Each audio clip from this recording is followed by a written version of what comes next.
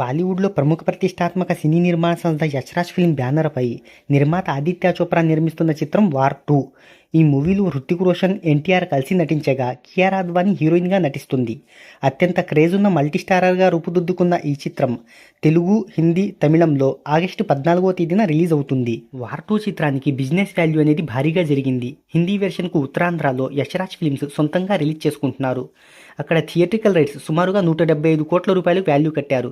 ఇక తెలుగు రాష్ట్రాల డిస్ట్రిబ్యూషన్ హక్కుల విషయానికి వస్తే నిర్మాత నాగవంశీ 90 కోట్ల రూపాయలు కొనుగోలు చేయగా జీఎస్టీతో కలిపి 105 కోట్ల రూపాయలు కొనుగోలు చేశారు.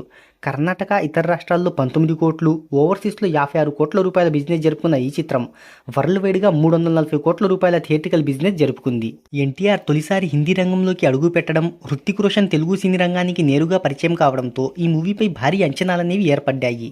ఈ మూవీని ప్రపంచవ్యాప్తంగా తొలి రోజు 10,000 స్క్రీన్స్లో రిలీజ్ చేస్తున్నారు.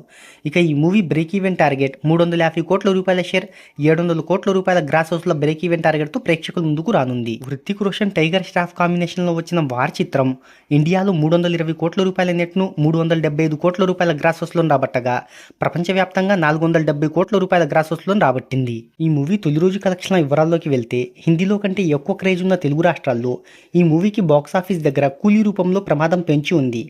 ఈ మూవీ ఆంధ్ర నైజాంలో తొలి రోజు 25 కోట్లు, హిందీ బెల్టులో 35 కోట్లు, ఓవర్సీస్లో 25 కోట్ల రూపాయలను రాబట్టగా ప్రపంచవ్యాప్తంగా 80 నుంచి 85 కోట్ల రూపాయలను రాబట్టే అవకాశం ఉందని ట్రేడ్ వర్గాలు చెప్తున్నాయి.